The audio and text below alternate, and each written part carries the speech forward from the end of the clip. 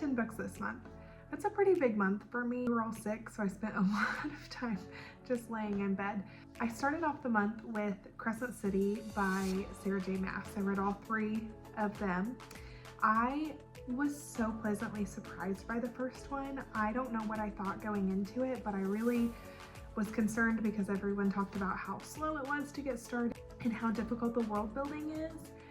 I didn't find that to be the case. If you keep moving through it, eventually it all kind of comes together. You don't have to know it all right off the bat. I felt like it moved very quickly. It starts off with our main character, Bryce, who is half fae, half human. There's a mystery that happens and she is on a mission to solve it. She teams up with an angel named Hunt and they work this mystery together. I thought it was so entertaining and moved at a perfect pace. I rated it 4 stars. The second book, House of Sky and Breath, I was obsessed with. This is definitely the best book of the 3. It picks up right where the first one ends. It's exciting and it's spicy and just so good. I gave it 4 stars also, but more probably a little bit closer to 4.5. The third book is where it kind of fell off for me. Crescent City, House of Flame and Shadow. I feel like it was just kind of all over the place. Like maybe there wasn't a real plan and we were just kind of off the rails. I saw someone describe it as it felt like a Looney Tune episode, and I think that that is the perfect description because we were jumping into other worlds, and every time our characters would get in a sticky situation, some crazy, unheard of solution would just pop up. There wasn't enough kind of backstory behind things. I think had she kind of split the book in half and given us a little bit more in depth on some of the things, that would have been better. I also didn't love the way that our main character treated some of the other characters in this book, so we'll see. I will still read the next one when it comes out, but I gave this one 3 stars and it just really didn't hold up to the other 2. Next I read The Cursed and the Coven by Harper L. Woods. Coven follows our main female character who is a witch that has been hidden away by her mother, and the headmaster of the Coven's university is sent to get her and bring her back to the university because she is the last of her bloodline. The very beginning of the Coven, I was so excited. From the first chapter, I thought that it was so interesting. It was very well written, very descriptive. I felt like I was being transported into the story, and I prematurely told my husband that I thought that this was going to be one of my favorite books. The middle chunk of this book really falls apart for me. It is spice. It's basically just our main male character saying provocative things to our main female character and like following her around. But the story isn't really there. The plot is very sparse, and where we do get plot, it's very to the point, very cut and dry. Our villain in this book tells us her master plan without the main character really even having to like work to get it out of her. Just, I feel like that middle section needed another 100 pages. Just a little bit more plot and a little less spice is where I kind of felt like it got lost. The ending was great. The ending was very plot driven. It was exciting. It was descriptive. I loved it. So I did give it 3 stars because I felt like there was so much potential with the beginning and the end. We just needed a little more meat in the middle. I went ahead and gave The Cursed a shot, and same thing. The only difference here was it was kind of mediocre from beginning to end. So I gave it 2 stars. I think that there is potential there. If you are just really into spice and could care less about the plot, I think that you might really love this. I gave The Cursed 2 stars, and that's all I'll say on it. And then I read Those Empty Eyes. Those Empty Eyes follows our main character whose family has been murdered, and she's accused of the crime. She then gets out of it and spends the rest of her life trying to figure out who did it. I have a lot of issues with mysteries and thrillers because if it doesn't shock me tremendously by the ending, it just doesn't do it for me.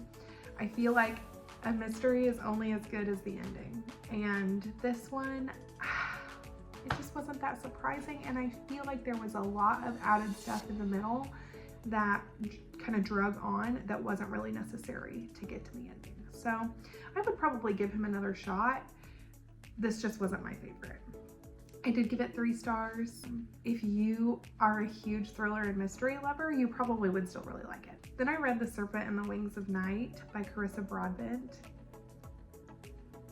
So good. I haven't been this like excited over a romantasy in a long time because I feel like they're all just so similar. And this one is similar too, don't get me wrong. They all have kind of the same tropes, but this one was just so exciting. And Oriah is such a tough main female character. She is like not your damsel in distress that we typically end up with. So The Serpent and the Wings of Night follows Oriah, who was adopted-ish by a vampire as a child. She is human, and she enters into this set of trials to try to win the main prize, which is a wish from one of the goddesses. She's the only human that enters this competition, but she has been trained her entire life by her dad to be able to survive around vampires. She links up with Rain, who is a vampire who offers to be her ally. And the chemistry between the two, this is a slow burn, and I love that. I feel like once 2 people end up together, all your tension is gone. So I loved that it was drug out. I love the tension. I gave this 5 stars.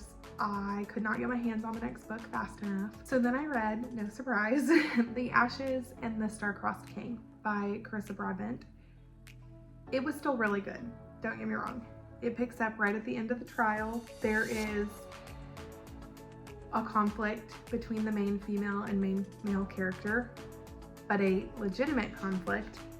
I have a huge issue with when there's tension and they separate the 2 main characters for virtually no reason. This was not the case. There was a reason, so I loved that. And it's a slow burn, and I love that. It reminded me of Throne of the Fallen a lot, if I'm gonna be honest. That's kind of the vibes I was getting from it, and that's one of my favorite books. I love that.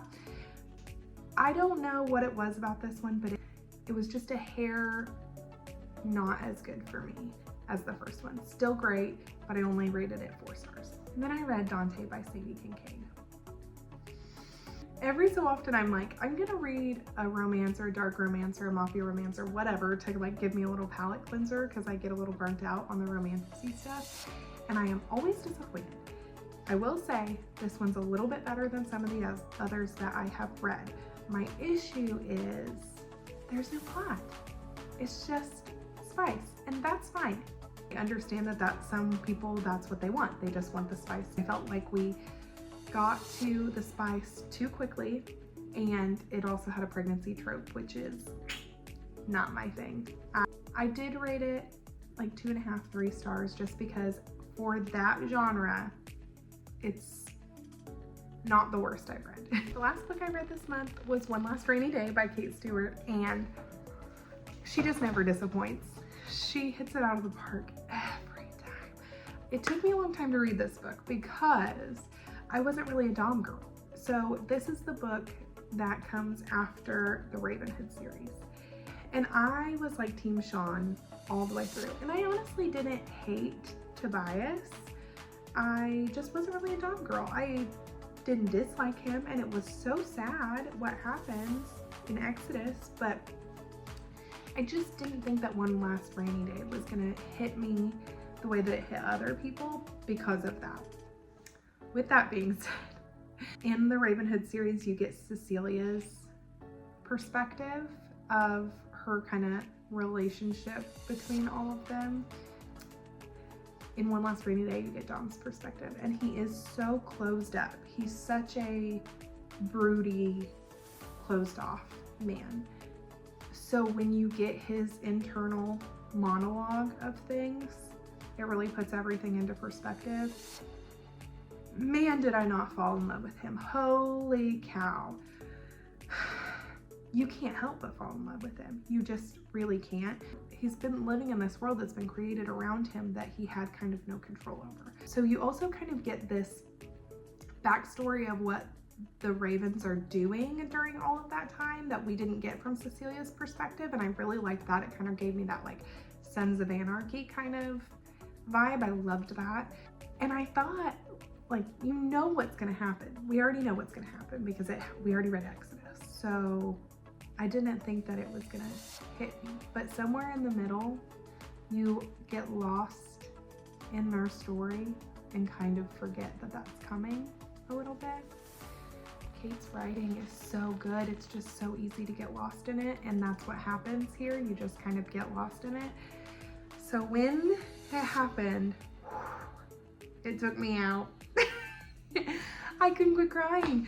And then the fact that you get kind of a POV from a couple other characters at the end of the book.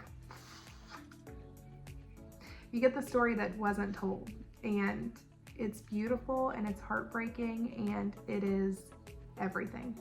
So 5 stars. If I could give it more, I would. If you haven't read this series, take that from this video.